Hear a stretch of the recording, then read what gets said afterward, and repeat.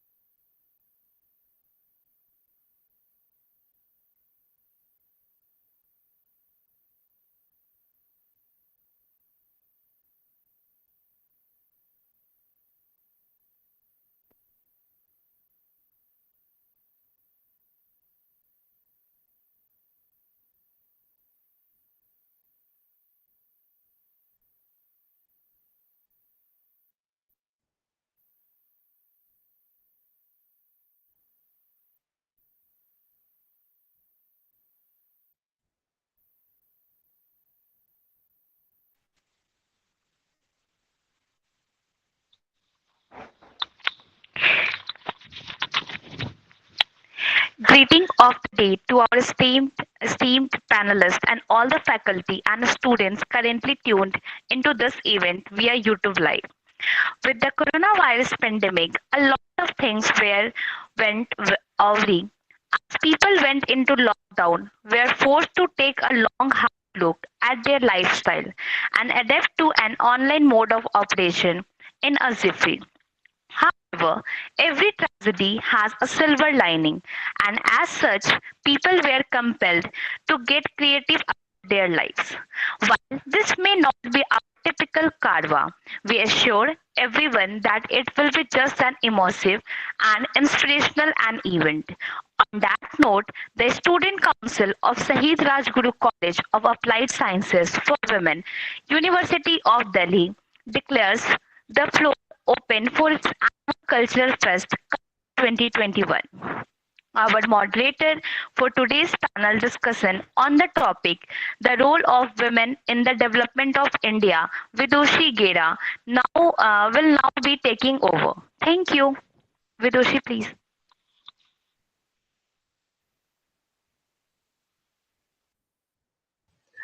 Good morning, everyone present here. In women is hidden the revolutionary energy which can establish paradise on this earth. The statement said is indeed true and somewhat gives us a base for today's discussion on the topic Role of Women in Development of India. It gives me immense pleasure to introduce our panelists for today. Dr. Sudha Bhattacharya served on the academic committees of various Jawaharlal Nehru University affiliated institutes and as Dean, School of Environmental Sciences, contributing to the all-round improvement of the academic program. She has been sectional committee member of Animal and Plant Science Committee of Indian Academy of Sciences, Bangalore, and is currently nominated to its council. Ma'am is also the member sectional committee X of Indian National Science Academy. Ma'am has been honored with various awards and fellowships. We welcome you, ma'am. Dr. Samiksha Ojha, Dean, Pearl School of Creative Business. Ma'am pursued her Master's in Business Administration from Institute of Management Technology and PhD from University of Delhi. Ma'am has been the chair of various international conferences. We are honored to have you, ma'am. Ms. Advaita Kala, an Indian author, screenwriter, and a columnist. Ma'am has written screenplays for films such as romantic drama Anjana Anjani and the thriller Kahani. Not only this, Ma'am has also written two novels, Almost Single and Almost There, and is now a contributing editor at India Ahead. During the pandemic, which affected millions of people worldwide, Ma'am pursued her research on women in development and published numerous articles on women in development. Ma'am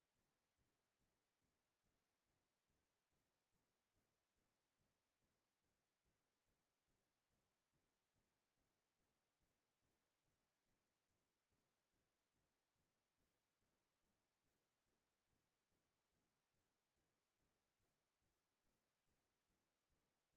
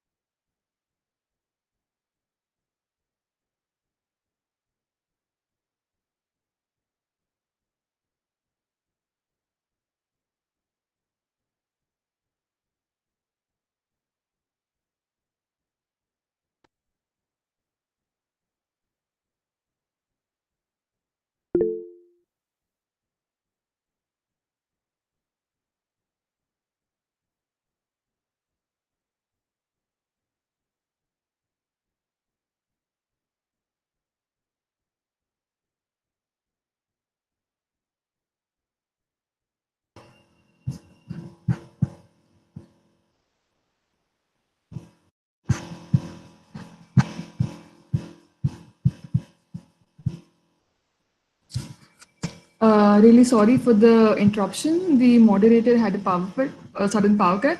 So I will be taking over for a while she reconnects.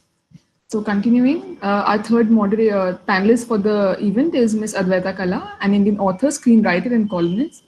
Ma'am has written screenplays for films such as the romantic drama Anjana Anjani and the thriller Kahani too. Not only this, Ma'am has also written two novels, Almost Single and Almost There, and is now a contributing editor at India Ahead. During the pandemic, which affected millions of people around the globe, Ma'am took the initiative of running a community kitchen by the name Janta Rasoi to feed the poor in the city who have been the most affected by the lockdown. Our principal, Ma'am, Dr. Payal Mago, will unfortunately not be able to join us today due to a medical emergency, but as the saying goes, the show must go on. We are extremely honored to have you all here with us today, and thank you so much. And our moderator, Vidushi Gera, who is a final year student from the Department of Management and Financial Studies, will be the moderator for today's event, and she'll be joining us shortly.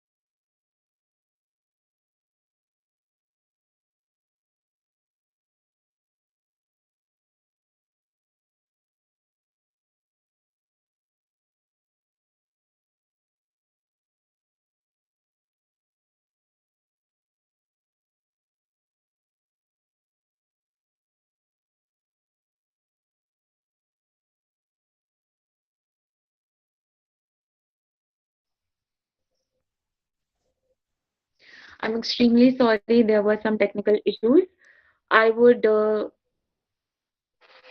Payal Margo would not be able to join today due to some medical emergency. However, as the saying goes, the show must go on. I would now invite Advaita ma'am to share her views in the direction of the topic that is role of women in development of India.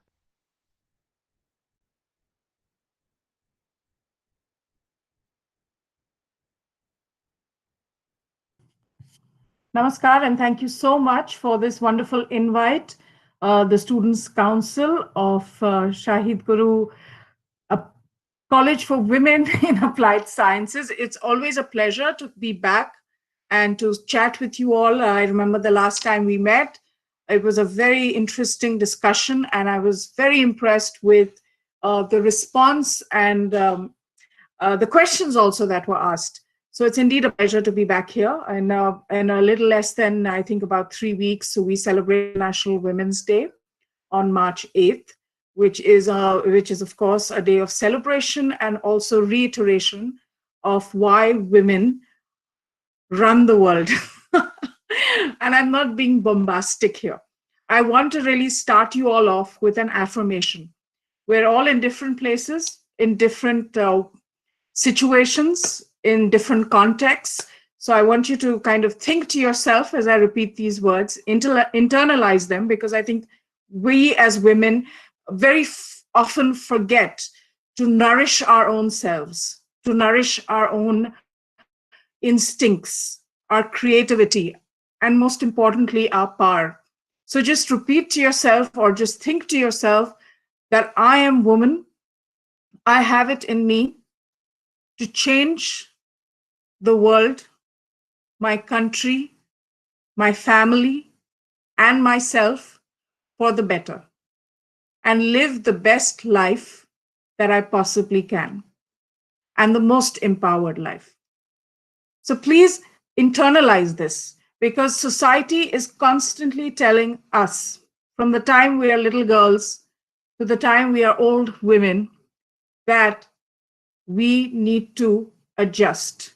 We need to compromise. We need to balance. There are certain things that we can do, and then there are certain things that we cannot do.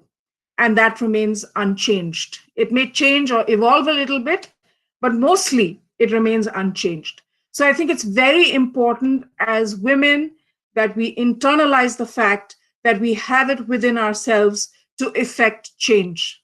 And only when we truly believe that, and it's a challenge and it's a struggle because society is constantly telling you that you have to fit in as a woman, you have to fit into cultural mores, into societal standards, into family life, into the workplace. You have to constantly fit in. The world is not going to change for you. So either you ship up or shape up or ship out. So it's very important that we internalize this message, that we have it within ourselves to change things for the better in our intimate circle and in the larger world. And only when we believe that truly ourselves and within ourselves are we able to actually discuss this topic, this very important topic of today, which is women and the development of India. So that internal change has to first take place before we can go out there and change the world, change our country. Very, very important. And you must keep that in mind. I am, as you know, I come from the creative writing field. I write fiction, film, columns. I participate in a lot of discussions which are part of mainstream discourse. And I passionately believe that it is the female intervention or the female voice in public discourse is essential. And if I look at it primarily from my creative writing space, which is sort of the area in which I spend most of my time, I will tell you that there is a lot in the world of films that is to be questioned when it comes to gender parity or gender inclusion. For example, let's look at movie stars. Ours is a star driven system, our movie industry, very star driven. As a result, you have the male actors who dominate the entire system. And there is some logic to that because the male actors do demand a high price, but they also give back a return on investment. Because we, the audience, are drawn to films that are headlined by men. So a film that is headlined by a man, a male superstar, will see far more business than a film that is headlined by a female superstar. Okay, that's a fact. And when it's a business and you're a businessman or a producer putting your money into this to make a profit, you're going to say, I would rather go with somebody who's going to give me the most bang for my buck. And that happens to be the male superstar. Okay, that's the way it is. Is that the way it should remain? I don't think so. Because you know what happens when this is the dynamic, when this is the equation for success in the industry? It means that female-centric stories are not told. That's what it means. So when I go out there, take Kahani, for example, it's been 10 years now and things have changed a lot. But I remember the director having a really hard time finding a producer. I wrote the whole story. There was no guarantee that it would even be produced. This was a 200-page story. I was writing it as a novel. That's a lot of work. That's a lot of time. And I had no guarantee, no assurance that this would ever become a film because my lead character was a woman and secondly, a pregnant woman. So there was no sex appeal. There was no honey trap. There was none of that. So I had no guarantee. So I'm trying to explain to all you young ladies out there that we will all have occasions and instances in our careers wherein you will have to work very hard, very long, with no guarantee that anything is going to come from it. Because you're trying to do something different. As a woman, you're trying to do something different. That's just the reality. So when we talk about changing the India and changing India's development, very often, when I research or I read on this subject, I hear things like a woman is integral to the change of India because she is so involved in the basic unit of society, which is the family. Now, this is true. The basic unit of any society is the family. And when the family thrives, of course, there's a trickle down effect. You have better citizens coming into the world. You have people who are more responsible, who are working hard, who are following the law. So there is something to say for that. But must we always frame her contribution to society only in that context? Must every conversation on this subject only view a woman's role from that context or from that lens? This is another challenge, to be able to say that, yes, this is something I thrive in, I enjoy, but there's so much more that I can do and I will do. It's extremely important that we define the terms of our engagement with the world ourselves, not on the basis of what society tells you is the way to engage with the world as a woman, as a young woman, as a young student who is learning, who's going to be ready to face the world in a few years. Exceedingly important. Coming back to the film's scenario. Now, why I feel so passionately about telling films that have a woman at the center? For the simple reason that there has to be context, there has to be engagement with the female experience. Very often there isn't in our films. Very often the woman character is defined by her waist size, by how she looks on clothes, of how she's dancing, how she's pulling off the fashion. And this is changing. But in my opinion, it's not changing fast enough.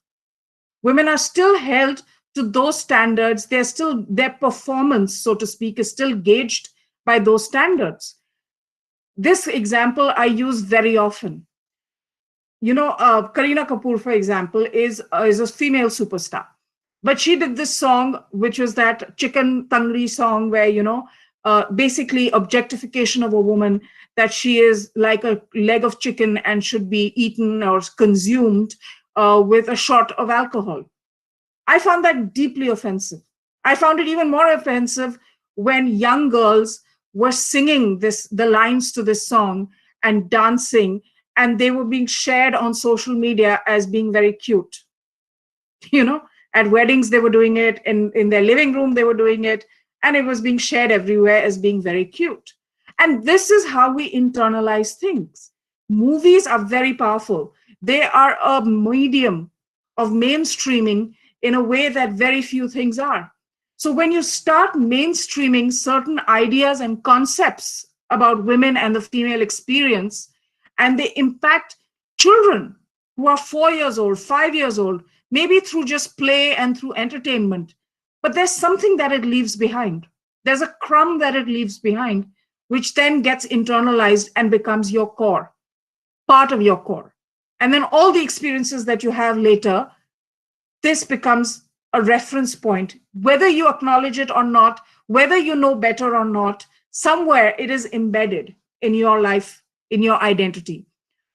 So hence, for me, it was exceedingly offensive that somebody who comes from such a powerful film family, who is a superstar, who has a powerful movie star husband, who has money, who has everything, would do something like that.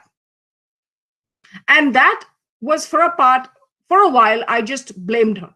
I said, how could she do this? She knew better. She has the power. She's not some struggling actress who was getting a song in a film with big film. So she says, okay, compromise kar lo, you'll become great, you'll become more popular. No, here was somebody who had it all. And yet she did it. And now I've come to a place of more empathy as opposed to accusation. And it's taken me time. I've used this example so many times on so many platforms, but it's taken me time to get to that. Because for the simple reason that even when you're at the top of your game as a woman, there's a deep sense of insecurity in a male dominated industry. And that male dominated industry means that you compromise on your true belief system to remain relevant. Because the simple fact of the matter is that if you don't do it, somebody else will. And that somebody else who will do it will take 5 steps ahead of you. So it's very complex. We are trying to exist and operate in a male dominated world. And I'm reserving my comments to the female experience in cinema, as a writer, in front of the camera, behind the camera. But this could apply to many other fields in different ways. And we have a great line of speakers today who I'm sure will shed some light on this aspect of the female experience. But coming back to what we can do to serve our country, I think, the definition of service of our country needs to be expanded when it comes to women. Like I said, the family, of course, essential, integral, but I feel that as a woman, I have as much of a role to play in the family, and so should the male in the family have that much of a role as well to build it up. It's not necessarily my preserve. That's one thing. But the other thing is also, can we be nuclear scientists? Can we join the armed forces? Can we make decisions? Can we be at the highest tables in the world, in our country, taking decisions on policy that is going to change the future? Yes, we can. Yes, we can. And I look forward to your generation, when you go out there into the world, to actually speak of yourselves and the female experience in terms of being decisive stakeholders in the way the world is going to function, in the way the country is going to function, not from just one lens. So that is really my hope. And today, I know I've spoken in a generic way. I haven't listed out a to-do list that you should do, but I feel so passionately that we have to believe in this within ourselves. And once we believe in this within ourselves, whatever line of work we go into, whether we become professors, teachers, bankers, nuclear scientists, reporters, whatever work we do, once we internalize this belief in ourselves, we will be able to make a difference. And we will be able to redefine the boundaries, redraw the lines that limit female experience. So it's really important that the real work that you have to do as a young woman of today is to work within yourself. Work within yourself, change your boundaries that society has given you, and go out there and conquer the world, because the world is your oyster and you have every right to take a bite out of it.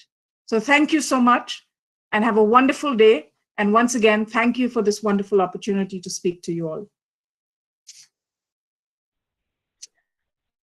You're welcome, ma'am, and thank you for taking our time for us.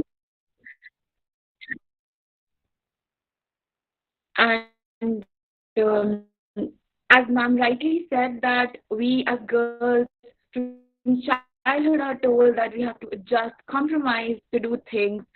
And but apart from that, there are a lot of contributions women have made over the decades.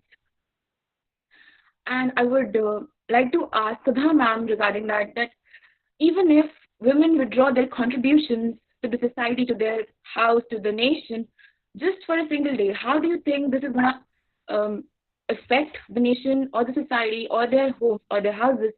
Like, what is the extent it will have on the nation and the society? Like,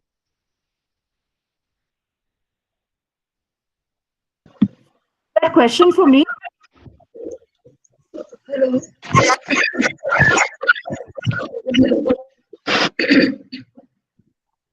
yeah, good morning. Yeah, I posed that question to you. Like, how do you think if the women withdrew their contributions for a single day, as it will affect the nation, and how will the nation face such changes and difficulties? Hello, Vidushi. I'm not able to hear you clearly. Are you asking me for the Oh, question? yes, ma'am. Ma'am, just a second. If you're not able to hear me, I'll just repeat the question. Yeah, Ma'am, am I audible now? yeah, you're audible. Okay, ma'am. Ma'am, I just asked that, as Advaita ma'am quoted, that from childhood we are told to compromise and exist in the male dominated society, and we would do anything to exist in the society. But over the past decades, there have been a lot of contributions from women, from us. So, what do you think? Like, if a woman ever withdrew their contribution for a single day, to what extent do you think the nation would face these changes and difficulties? Okay, thank you. Thank you for inviting me to this wonderful panel discussion. And I didn't know that my co-panelists are, such illustrious people from so many different walks of life. So it's a really pleasure for me to listen to Advait, and I also look forward to listening to Samiksha. So I'm the only scientist on this panel, and the question which you posed is like a question which is applicable to any sphere of activity in which women and men are involved. So yeah, as Advait really put it, I think it's valid for all of us that the first change has to begin from within us women. We need to have that confidence in us which we lack so much, because over the years, as I've had so many graduate students who have been women, they've been lacking a lot of confidence. So I just want to give you a little bit of a story to illustrate how women have actually come a long way in India. And I'll talk about the science scene because I'm sure the other panelists will have much more knowledge about other areas. So in science, I just wanted to point out to you that there are countless women working quietly in labs all across the country doing research, and it's sort of invisible. We don't see it, but occasionally we come across an image which really strikes us. And if you remember the time when Mangalyaan was being launched by ISRO, in the ISRO control room, who were the people who were erupting in applause as the launch took place? Those were women. And it was quite a shock, for the country to see that ISRO, the space agency, is actually being manned by so many women, so to say. So it was manned by women. And that was a matter of great pride for women scientists. And this was in the year of 2013. Now, I want to tell you that women in India in the science scene have actually come a very, very long way. Because I'll just narrate a story to you that this was in 1930s. In 1933, this is the story of a scientist called Kamla Sohni. I don't know if anyone of you has heard it, but it's something which I think will be highly motivating to all of you, and it was motivating to me also.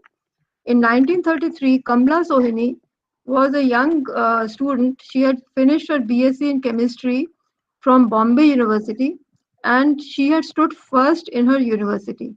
Okay, it's not a mean job as a woman at that time, but she was a bit lucky in the sense that she belonged to a family of chemists. Her father and uncle had also done PhD chemistry, so she was a very bright girl and she stood first in her BSc. And for her, it was almost like automatic that, now she will go for research. So she applied to Indian Institute of Science, Bangalore. And the director of that institute was none other than Sir C.V. Raman. You all know he is a Nobel laureate from India. Very few we've had Nobel laureates in science. And he was the first Nobel Prize winner from India in science. He was the director of the institute. She was denied admission to the Institute of Science only and only because she was a woman. And it was a big shock for Kamla Sohani. She just couldn't accept it. How can it be? I am a bright girl and I want to do research. How can I be denied? So she simply went to the director's office, C.V. Raman's office, and sat there on Satyagraha. Because Mahatma Gandhi's spirit was all over the country, pervading every sphere of life. So she said, this can't be. So finally, the director relented and allowed her to get admission on very humiliating terms. Two terms were there. One was that whatever research she does for 1 year, she is on probation. It will be checked by the director himself to confirm that a woman is capable of doing research. And secondly, she will not mix up with any male colleagues. So, as though she might contaminate some of the men over there, so she has to stay away from them. So it was humiliating for Kamala, but she persevered. And she then went on to become, I mean, of course, she did her PhD. She went abroad to do her PhD, and then she went on to become director of institute in Bombay, etc. But what is important is that she opened the doors for women to enter Indian Institute of Science. Even such a great person like C.V. Raman was actually the victim of society, the way in which society thinks about women. And so it was that it needed a person of the guts of Kamla Sohini to allow women to enter that institute. And gradually, then, of course, in the 1940s, they even made a hostel for women there. And initially, there were not even any toilets for girl students. So it was a long journey. So now, if we look at what is it today in the present situation, uh, of course, things have improved a lot for women. And as you know that in 2020, actually, this problem is not only India, it's a global problem. So in 2020, three Nobel Prizes went to women in science. And that was a really remarkable thing. And we in India also have something to celebrate. In 2020, the Shanti Swarup Bhatnagar Award, which is the highest award given to science in India, and which has an age limit of 45 years. So it is not given to people older than 45. It went to three women in India. Uh, so that again, it happened last year, and it's a matter of great pride to us because if I tell you the figures, so far Shanti Swarup Bhatnagar Award, only 3% awardees have been women, just 3%. And last year it was 3 awards out of 14. So it shows that we are on the upward trend. But do we have reason to really feel complacent? Absolutely not. Because even today, when we look at the figures, we find that only about 20% of positions held in universities and institutes are by women, faculty positions. In the top institutes, if you see, only about 20% scientists are women. And if we look at the fellows of national science academies, only 10% of them are women. It is not that women are less capable as scientists, not at all. I think we've proven it many, many times over that whenever a woman is doing science, doing research, it is a topmost quality.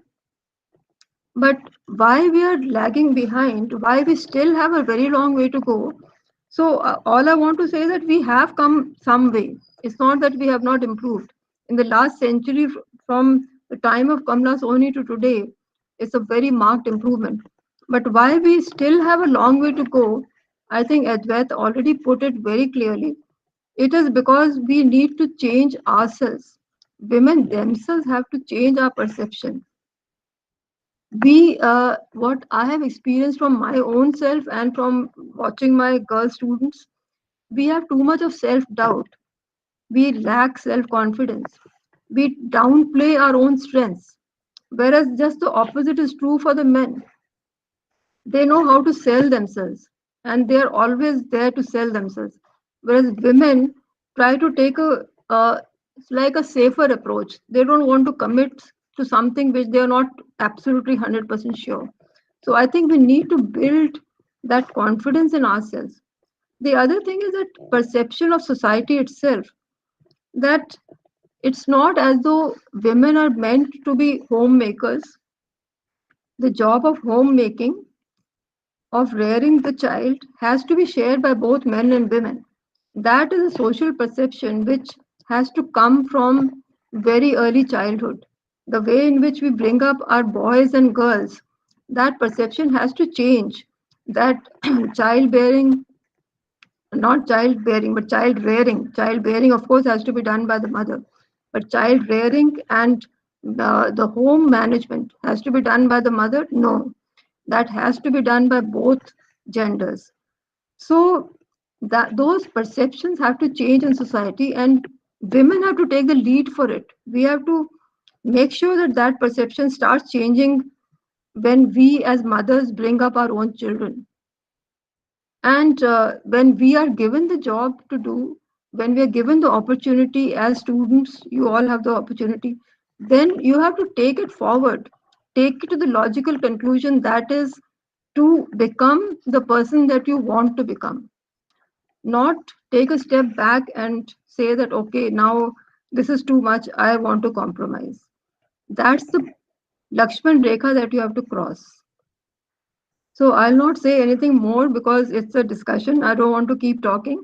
I'll like to, take questions at a later point. Thank you. Thank you so much, ma'am, for sharing such an inspiring story with us. Um, I would like to ask my next question to Samiksha, ma'am. Ma'am, what do you think, or what according to you, like all the developments um, have been in the corporate industry, have that have developments in the corporate industry have um, are involved more with women or have seen involvement of more women as compared to earlier stages.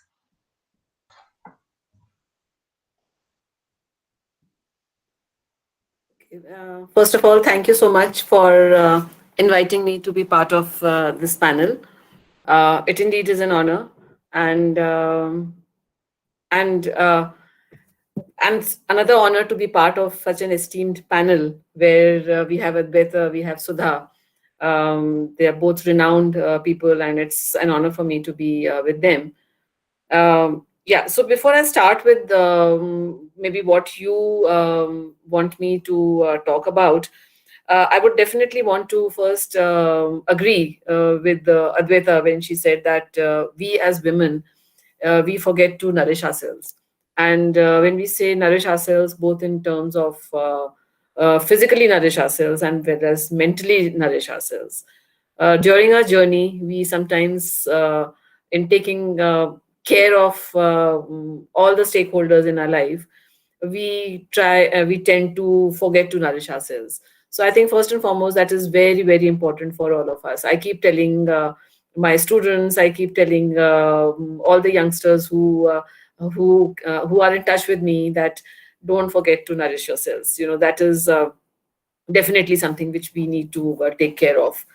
And like Sudha said, that 90% of the times women do downplay their own strengths. You know, uh, it's not necessary that you have to be maybe the prime minister or the president of India to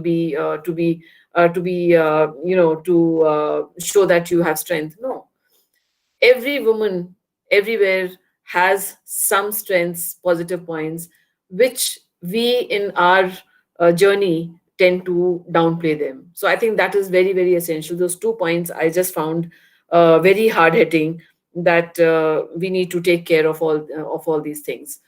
And uh, we say that there's so much talk about women empowerment nowadays. There's so much talk about, the government is talking about so much about women empowerment, and so many schemes for women and for the girl child are coming up, like maybe the Beti Bachao Beti Padhao Yojana, the Mahila Shakti Kendra, or the women's working hostels, to empower women and to get them facilities where they can stay.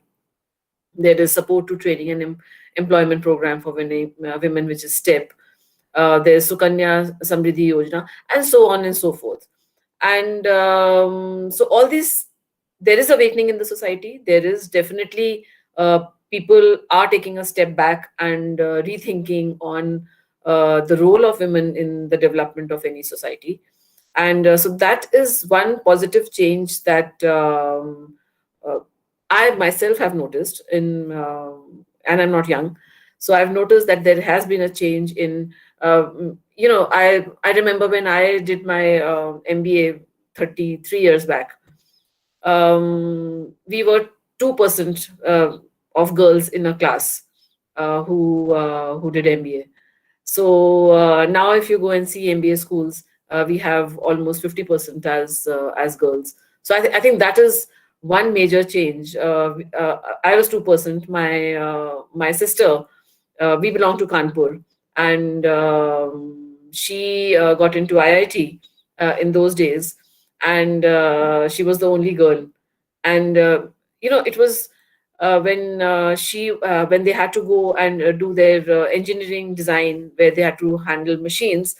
They were supposed to wear pants, and she was not comfortable with wearing pants, but still she had to do it. Because, so I'm just telling you that how all of us have tried to get and push our way through into a male dominated society, where everything was very few. Ours was the first time that we actually had a girls' hostel in IMT Ghaziabad.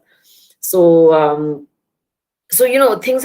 things are changing, and things will definitely change for the better, because the contribution of women to a society's transition from pre-literate to literate is undeniable. Everybody has to realize that. And since I'm in the education field, I do a lot of reading, and we do read that, and we all understand that basic education is the key to a nation's ability to develop and to achieve whatever sustainable targets the nation has got for themselves. So when we talk about development, so we talk about development again. When we talk about development, as your tagline or your title of this seminar says, in the development of a society, we need to also see that what is development and how do you really measure it. Are you measuring it in terms of only economic development? Are you measuring it in terms of the gross national income? Or you are students, you would be knowing all these terms. So, and again, studies have shown that um, education definitely helps in economic development, and definitely decreases the social inequalities that we're talking about. Um, in the developing countries, we know that female education has a higher rate of return than the returns of return on males. And female education definitely contributes to a higher labor force participation among women. Lower fertility, improved, and I'm sure maybe Sudha ma'am would definitely agree, lower fertility, improved health conditions for children. So all these things is because of education. So I think one thing as a stepping stone towards getting females to contribute more towards the development of a nation is educating women, educating females. Educated mothers, they create better conditions for children to be educated, and they are healthier, they have a higher income. So all these things is the basic is that all of us have to work towards, and females, we have a higher responsibility, that it's not an easy path. So see that we all contribute towards, we have maid servants at home. I always make it a point to keep pushing and telling my maids that not to get their girls to drop out of school, to study, to please get them to be educated. That is very, very, very essential. And so, because we have to understand that women, we are undoubtedly the foundation of the society and the basic unit of the society, which is the family. In very traditional roles, where we talk about in traditional role, where a person, a female, is just maybe managing, and I'm not saying just, that's the highest thing that a female can do, is managing a family. In that also, you will see that women, they demonstrate such great innovation, such great skill, such great intelligence, hard work, and commitment when they are managing just maybe the basic unit of the society, which is the family. So you just imagine what great wonders a woman will do when that person is. And here I come back to your question of when you're saying development in the corporate industry. Just imagine what wonders the women are and can do when they manage such a big unit of the society, which is the industry, which is the corporate field, maybe the academic field, or whatever. So it is very, very essential that women harness. And again, I come back to what Sudha said, that in doing that, when we are in the corporate world, we have to play on our strengths. We have to not downplay on our strengths and not say, okay, it's very, very so my 50% of my working life has been spent in corporates, and the next 50% is in academic institutions. So I have seen that um, in a typical meeting, in an AGM that happens, if a woman is speaking, and if wants to speak her mind, it's that she is very rash. Why is she losing her cool? Why is she talking like this? So you cannot say your mind, or you cannot speak your mind. The same thing when a male says, everybody just sits and listens. So it's, that you in a meeting have to be calm and quiet. You cannot be hyper. Hyper is the term that is used. But a male can do it, and nobody objects. So, we talk about the glass ceiling, and we talk about, but there are, that still exists.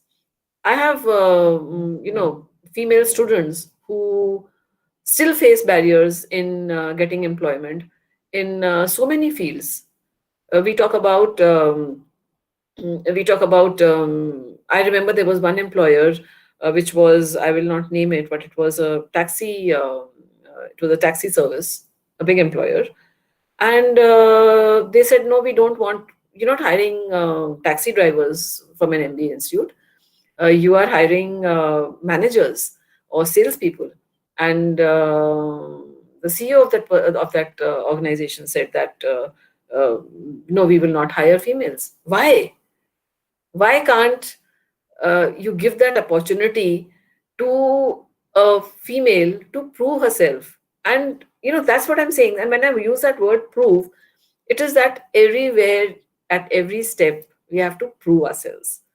So in that proving, it is very essential that we do not have self doubt in ourselves, and we have to acknowledge that we are the foundation of the society. So we have to have that confidence, maybe overconfidence. And overconfidence is not bad, so that we push our way through. It's still not easy. There is still, we've at least the percentage of women who are going into education, or going into, or getting educated, has really, really gone up. Vocational training for females has gone up. There's so much, the percentage of women who are going into vocational training has gone up highly, which is another step towards women's economic independence. And so there are so many associations, so many self-help groups which are being set up by women, by Ela Bhatt. There's so many. It's that we need to take seva. We need to take cognizance of them and understand that there is a reason why people are going out of the way to empower women, because it's that push is required. And we ourselves need also to get that pull and that push. So because sometimes what happens, our own perceptions are our biggest barriers. No, I will not be able to do this. I will not be able to step out of the house. I will not be able to do this. A woman taking a break from the career is looked down upon. uh, in developed countries, uh, a woman who's taken a break can get back so easily into the mainstream of a career after taking a break. In India, it is so tough. In academics, very much possible, but in the corporate arena, it is so tough. And what have you done? You've taken a break for managing your family. It's you've not taken a break from anything else. But it's that across all strata of the societies, it's that is a mind block. And people still have a mind block that women are capable of performing only certain types of jobs, like I said earlier. So we have to, as women, we have to have that self confidence. We have to have that belief that we can do it. There are women leaders. You can see Biocon banks are managed by women. So it's a family versus a corporate career is not an either or situation. Both can go hand in hand, and females anywhere are so strong that they can manage both things equally efficiently. And it's happening. And maybe a long way still to go, but definitely it's happening. We can see a lot of women in the corporate industry. Our views are being heard. And yeah, that's what I had to say, Vidushi. Thank you, ma'am.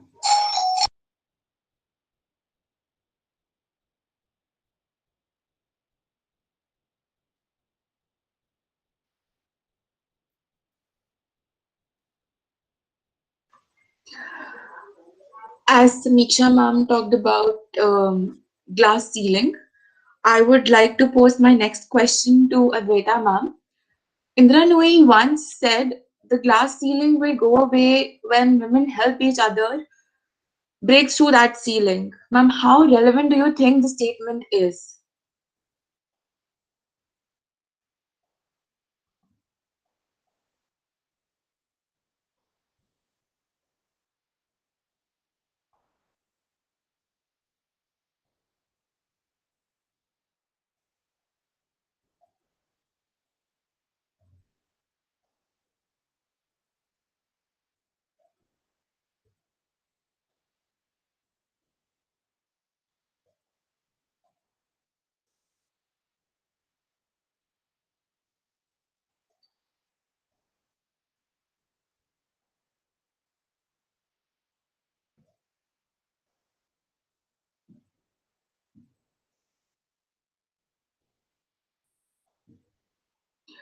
I guess Advaita ma'am has left the meeting.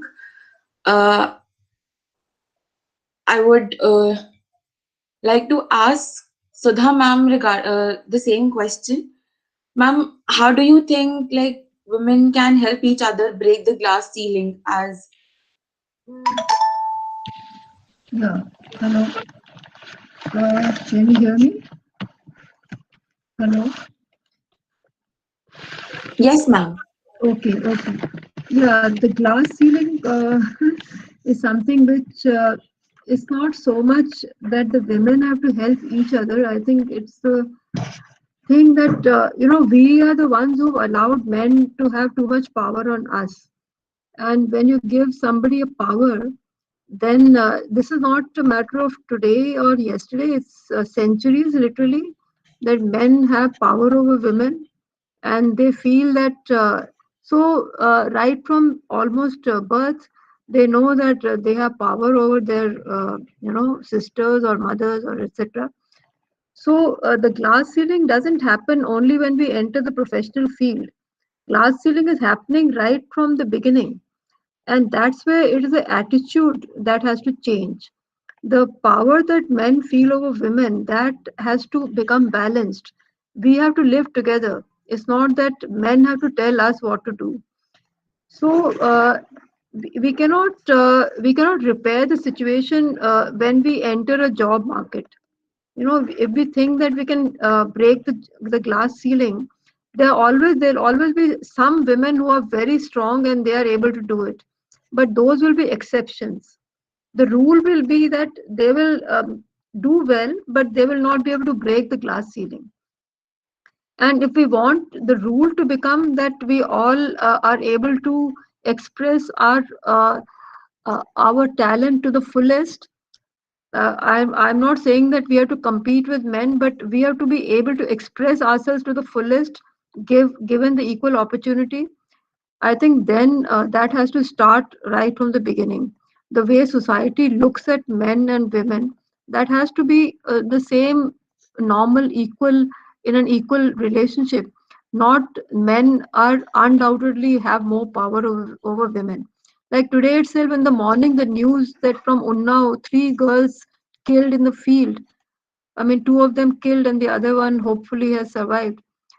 Every now and then we hear this, and this is related to the glass ceiling. These are all related. When men have so much power over women, then we cannot expect that women will be able to express themselves fully. But yeah, what I'll say is that we have to be very optimistic about it. Things are changing, and we have the power to change it, and we cannot just relax. We have to be, as I said, that whatever women scientists have achieved today is after a lot of struggle for centuries. So we have to respect that. Where we are today is because some women before us have struggled. We cannot give up the struggle. We have to continue with it. We cannot lose heart, and things are improving. With that in mind, we should be able to break the glass ceiling.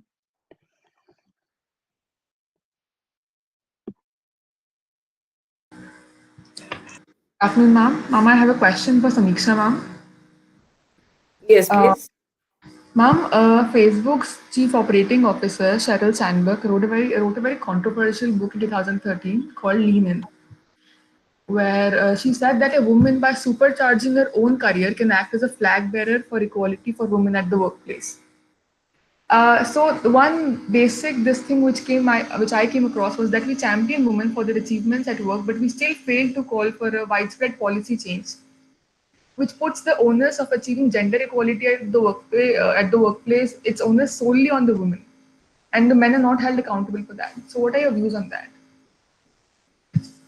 Sorry, I didn't get the second part of your question where you said that women about gender equality. What was that? That women don't? Ma'am, we as women tend to champion other women for their achievements, but we still fail to call for a widespread policy change. And this basically puts the onus of achieving gender equality at work solely on No, women. no, Kalyani, I actually I don't agree with this because for gender equality and more women participation in organizations in across the board and everywhere, you do still have a lot of women and because again gender equality is not going to come in one day, Kalyani.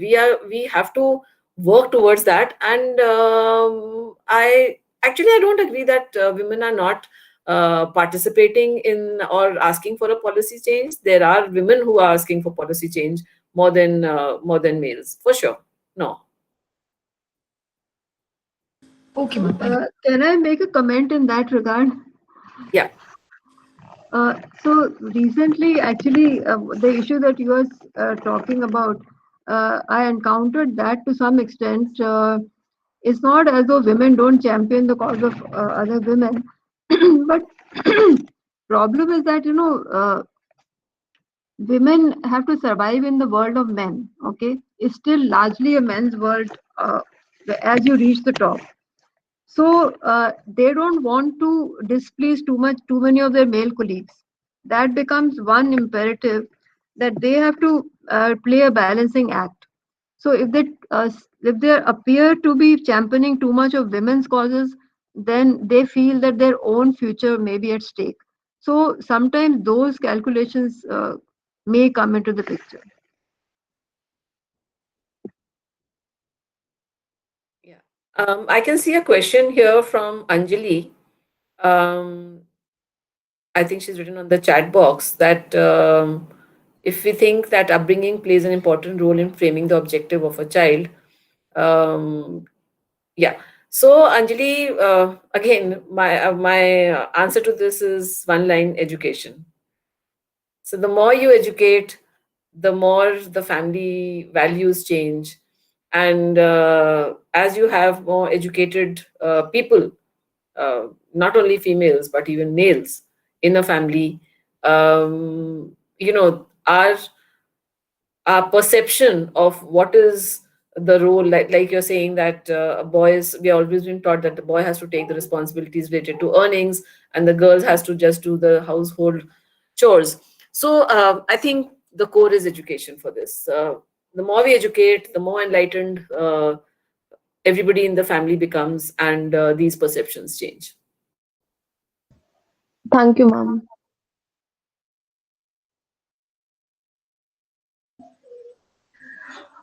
My next question is open to the panelists.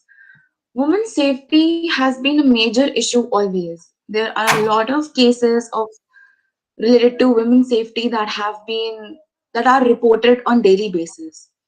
But as we know that role of women in development can only be enhanced with better women's safety.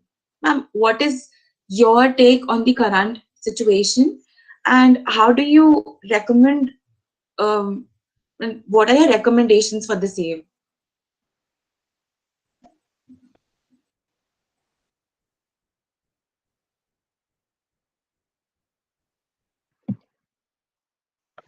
So,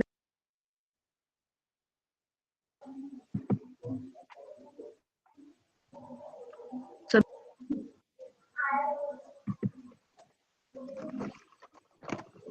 uh, okay, Vidushi. Hello, Vidushi. Yes, ma'am. Uh, Yes, ma'am. Actually, I couldn't hear your question fully. You talked about women's safety. What exactly were you talking about?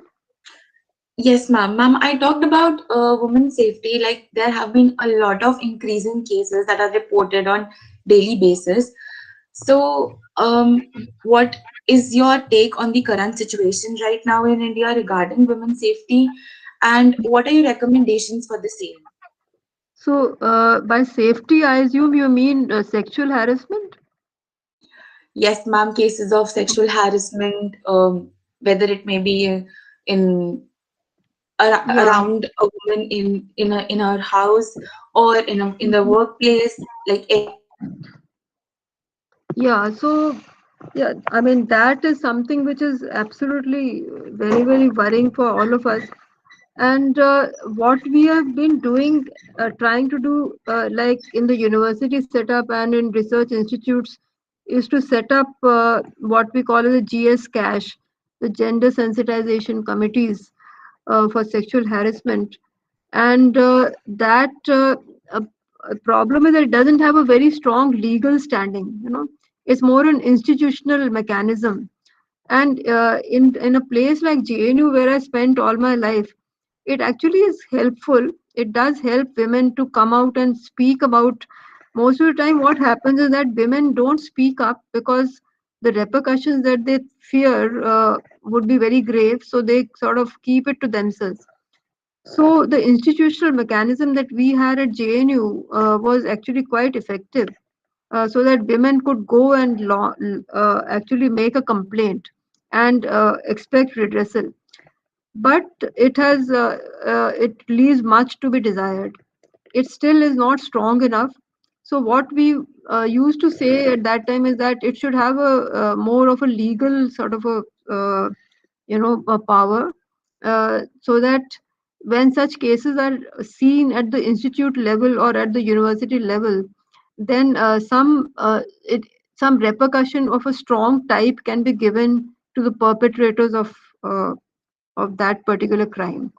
So that hasn't happened, and I think we need really to. That's why I'm saying that the struggle for women is continuing, is not over, and we really need to see how to fight it at a level where it causes a deterrence to the men. The Me Too kind of revolutions which are taking place, they have been to some extent effective, but then they also boomerang sometimes. So I don't know what is the final way to do it, but I think it is just that every woman has to contribute. We should not, shy away from revealing what we are experiencing. The more we talk about it, the more we will be able to nip it in the bud, and the more this sort of a scourge in our society will reduce. But I cannot offer at this point a very good solution to this problem. Okay, thank you, ma'am. What is your take on this, Samiksha, ma'am? Yeah, so I completely agree with what Sudha is saying. Is that firstly the repercussions of sexual harassment or of any such act should be so strong that people are that acts as a deterrent for any future of such kind of events happening. So I think that is very very essential. In some of you, if you see that in some of the countries where these incidents are very low, it is because of the heavy punishment that is associated with the sexual harassment or rape or whatever. So that is one thing. The second thing is that again, what Sudha said, that as women also need to come out and speak up. They shouldn't feel shy about something which has happened, which is of because of no fault of theirs. So I think that also is a very essential part. Speaking up so that somebody takes cognizance of the fact that this has happened, and then take corrective action against whoever. I think these two things going hand in hand maybe would lead to a better situation for women.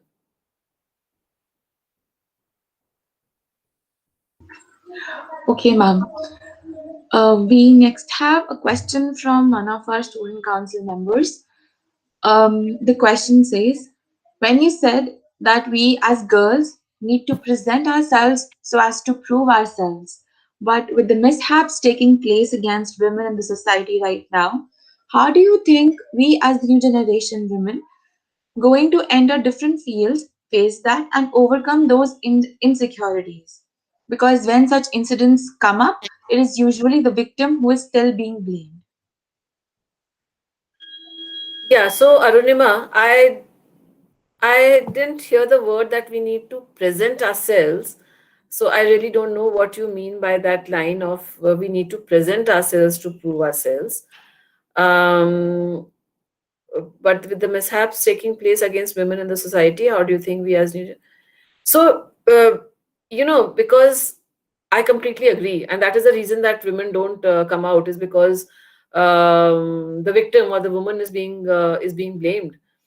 But that should not stop us from एक वो गाना everybody would have heard, कुछ तो लोग कहेंगे लोगों का काम है कहना, right? So that should not stop us women from coming out and talking against wrong things happening to us. That because until and unless you speak up, आप बोलोगे नहीं तो कैसे पता चलेगा कि कुछ गड़बड़ है? So you have to speak up. You're confident of yourself. You've not done anything wrong. Why do you want to feel bad about that? So that kind of self awareness, self confidence is something which has to come into women. And again, I come back to my same point. It happens only through education. So you have confidence in yourself. You believe in yourself. So I think when you are when you've written present yourselves, it means you believe in yourselves, not present, but you believe in yourselves to prove yourselves. So you have to believe in yourself that you are right. What you're doing is for the general good of your family, for the general good of the society, for the general good of all the stakeholders who are involved in that. And don't be scared of coming out in the open if something wrong has happened. It's not your fault. So, and yes, as the new generation of women students who very soon will start working in different fields, have to get that confidence in yourself that uh, I'm right. What I'm doing is right, and don't be scared of coming out in the open. Okay, ma'am. Thank you so much. Yeah, I can also just add to what Samisha said. Uh, when you now young girls going out and you would be setting up, getting jobs and setting up your own independent positions. So you can be prepared really to meet a lot of resistance. It's not only the sexual harassment, but it is also professional jealousies, which because you will be entering a world where there are many more men than women, and in any case, nobody likes to see a very successful person, and men will try to use their power to suppress a woman who's very smart and who is going to be successful. So you have to be prepared for that. It's not only sexual harassment that is the problem. The problem is also that the professional jealousies are there, but those can be overcome, and as Samiksha said, the key is that your own confidence in yourself and your self trust, and you have to know how to maneuver yourself. Sometimes you have to be low key, sometimes you shouldn't just be too aggressive, and then come out when the time is right. So sometimes it pays to work quietly and then show up later on, and sometimes you have to talk very loudly. Okay, so it depends what the situation is demanding. So like I know from my experience, when I was starting out as a professor in JNU, I just started, and right from day one I was in a hurry to set up my lab and get get cracking, and some of my male colleagues, they couldn't stand it, so they tried to suppress me, and then I kind of let them do it for a few years, and then I spoke up. And once I spoke, after that, never again was I troubled by them. So I think you have to find out which is the right time to strike, and then show that you mean business, and you cannot be trivialized with. Okay, so all that comes through experience, and as you go in life, the key is confidence in your own self.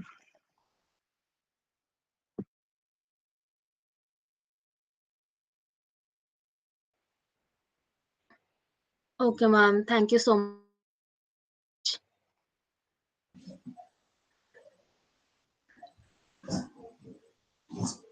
Ma'am, do you think reservations are the way forward to uplifting women, considering the argument of more privileged women having easy access to them? The question is open to the panelists. A very controversial topic, but I would say it has to be the reservation has to be handled very um, in a very balanced manner, wherein see in all societies when they are in the developing stage, where so reservation for whatever, so not women or this thing, whatever, whenever we have reservations, the basic reason for having reservations is that um, the society is still not mature enough to achieve through whatever things we want to achieve those targets. So whether it is for women or it is for some other strata of the society, or it is for a particular for a particular people in a state or whatever, because we are not mature enough to have achieved those people to have so the systems are not so mature. So for that, it is essential that yes, it's always a good idea to have some kinds of. So I won't use the word reservation. So, but some kinds of extra going out of the way to help women to be absorbed in. It's like a lot of institutes had, and I'm talking about good MBA institutes, where they had made a policy that to increase the number of female students in a class, they would give some extra marks in the in the interviews or GDs to encourage some students to come into MBA. So yeah, those kind of extra things out of the way do help, and I think yes, for a certain part of the development process of a society, that is essential, but it needs to be evaluated and reevaluated after some time. Yeah, reservation is a very tricky issue. So, suppose there was reservation and you got a job because of that, you won't like to be told, "Arey, quota se isko naukri mil gayi." It kind of downgrades your inherent ability. You would have anyway got the job. The other thing with reservation is like, as we saw that in the village panchayat, if there are some seats for sarpanch for women, actually it is the men who are doing the job, and they just put the wife only for the namesake. So reservation is not a very simple thing because it can be misused, and it can actually show a person in poor light even though that person was equally good. But yeah, what I would say is that instead of saying reservation, we can adopt what the US policy is, that affirmative action. Yeah, And in exactly. affirmative action, it is more that given everything is equal, we say that, oh, if it's a woman candidate, then we give that much of lift to the woman. So that's what we've been trying to do. Like, as I told you, that in the national science academies, representation of women is really low. Bhatnagar award representation of women is really low. So when, for example, if I'm in a committee, I always see that we are not going to compromise on the quality of science, no. But if there are two candidates who are equally good, one is a man, the other is a woman, I push for the woman. I say that no, she's come this much. Now, please just give it to her. Yeah. So that is not reservation, that is affirmative action. And I think I go all for affirmative action.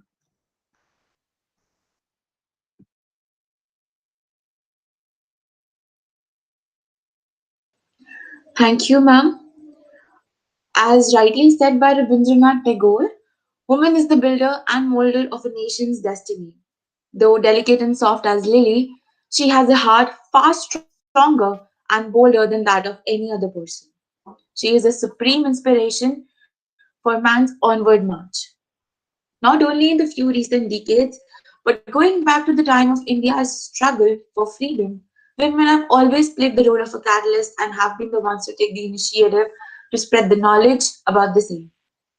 From housewives to doctors to astronauts to athletes to officers in various fields, women have always been determined to play their roles diligently. It can be said with a sense of pride and confidence, and taking an inspiration from all the panelists who have reached various milestones in their life, that for the hand that rocks the cradle rules the world. Thank you so much, Sudha ma'am and Samiksha ma'am, for such encouraging and knowledgeable words. And I would also take this opportunity to thank Monica ma'am for the live streaming. With this, I would like to conclude the today's panel discussion. Thank Thank you. you. Thank you so much. Thank you. Thanks a lot. Thank you, ma'am. Thank you, ma'am.